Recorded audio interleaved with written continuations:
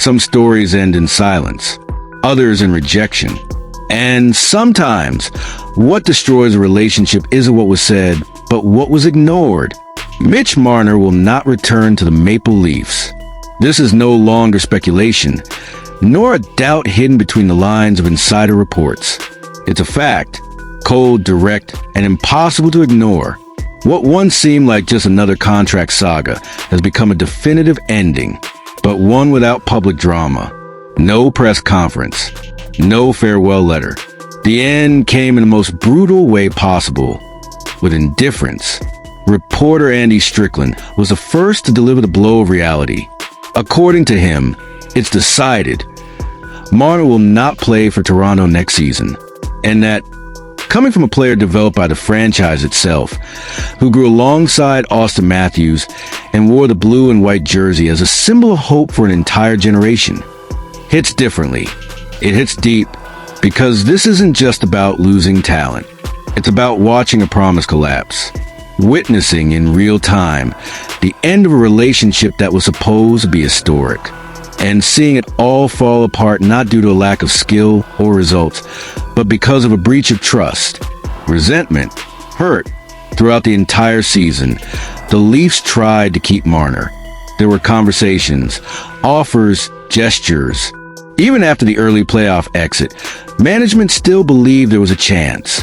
Brad Treliving tried to rebuild bridges, reopen dialogue, show that despite past mistakes, there was still room for reconciliation.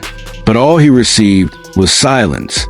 According to Elliot Friedman of Sportsnet, the Maple Leafs extended a hand. They tried to open a channel of communication with the player and his camp.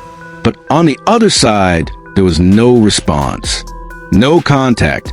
No sign of willingness. Nothing. The decision had already been made, and it was that absence of dialogue that sealed the end. Not with words, but with the weight of emptiness. And now, what once was just a rumor is now a certainty.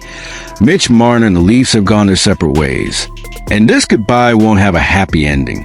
If you feel like this goes beyond a simple failed negotiation, if you, as a fan, were emotionally invested in every chapter of this journey, then go ahead and leave a like and subscribe to the channel.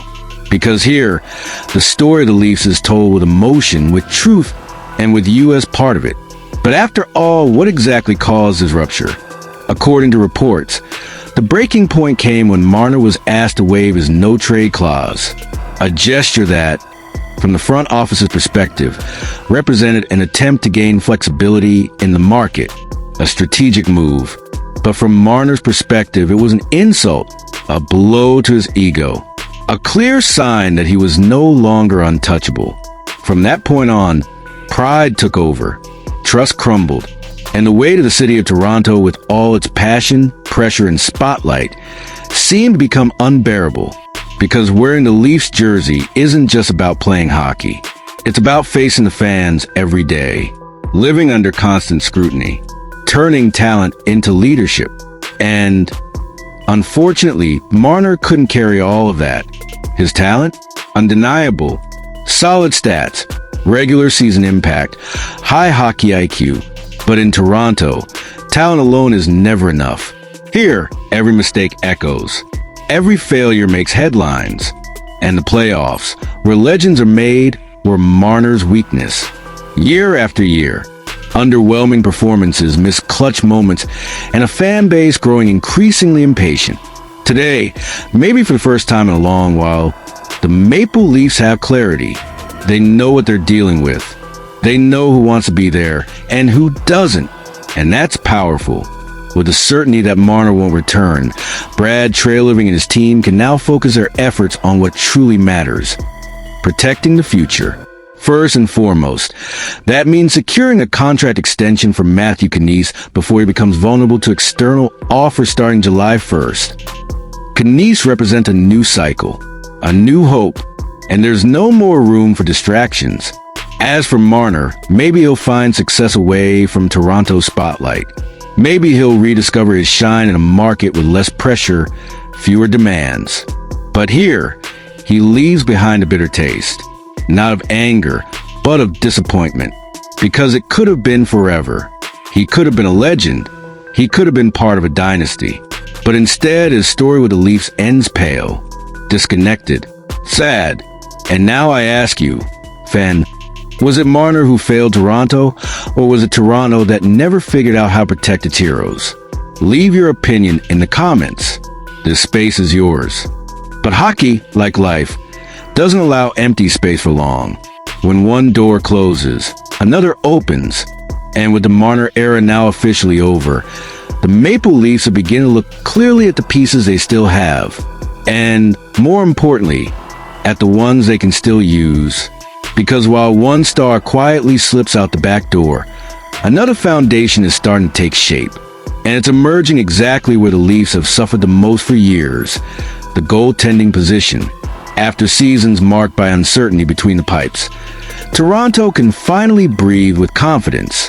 Joseph Woll and Anthony Stolarz led the team to a division title. And it wasn't just because of technique. It was because of consistency, calmness, the ability to handle pressure. Pressure that, in recent years, seemed to crush even the brightest offensive stars. But here's the detail few are noticing. The depth in that department doesn't stop at Woll and Stolarz. Behind them, in the minors, two names are growing fast and with precision. Dennis Hildebrand and Artur Akhtaimov. Two prospects who haven't just developed. They've shown they're ready to take the next step. And in the world of the NHL, that changes everything. Because when a team has more NHL-ready goalies in available spots, it has trade currency. It has strategic leverage. It has power. Right now, Brad Treliving finds himself in one of the rarest and most coveted positions for a general manager, a position of strength. And with a roster that just lost one of its top offensive talents and still lacks defensive consistency, using that strength as a weapon for retooling may be more than smart. It may be essential. Of course, no one in Toronto is in a rush to move Joseph Woll. He's been consistent, dependable, and more than that, loved by the fan base. But teams like the Detroit Red Wings and the Utah Mammoth are desperately searching for stability in net. And when demand is high, so is the price. In the Red Wings' case, goaltending weakness was one of their biggest roadblocks in 2024-25. Adding someone like Woll could instantly patch that hole. But the Leafs know exactly what they have in him, and they won't get away lightly. A name like Moritz Seider, for instance, is a type of return that could make that conversation worthwhile. Seider, a physical, cerebral, and technically refined defenseman, is a defensive anchor. He's under contract through 2026. And although the Wings have young talent rising, like Simon Edvinsson and Axel Sandin-Pellikka, losing Seider would still be a major blow. It makes this kind of trade feel more like a chess match, where every move must be meticulously calculated. With Utah, the picture is different. Karel Vejmelka is positioned as their likely starter, but the Mammoth are looking for a reliable partner. Woll, in that case, would be an ideal fit. And the Leafs could target the fast, aggressive forwards Utah has been developing. Players who could bring offensive spark and depth to a post-Marner Toronto. But there's still one key element at play: patience. Despite the possibilities, the belief is that the Leafs have no immediate intention of moving Woll. The current plan is to continue developing Hildebrand and Akhtaimov, allowing competition to naturally strengthen the system, and perhaps use one of them, not Woll, in a strategic trade package to reinforce weaker parts of the roster without shaking the foundation they've just built. Still, in a league where timing and decisions go hand in hand, everything can change in a matter of weeks. Because if the Leafs receive a proposal that truly makes sense, whether the top-tier defenseman or a young forward with real upside, the phone will ring. And Treliving, now with clarity after Marner's departure, will be ready to listen. This is the moment when Toronto must be cold, calculated, strategic. Emotion has weighed too heavily in the past. And this new version of the Leafs, still under construction, must now be guided by logic, planning, and boldness. The truth is, as painful as Marner's exit may be, it opens space for a rebuild. And that rebuild isn't just about offense or defense, but about how the team uses its rarest asset, goaltending stability. Toronto spent years being known for stars who disappeared in the playoffs. Maybe now is the time to be remembered for consistency, where it matters most, in the decisive moments, under the spotlight, in the games that define a season.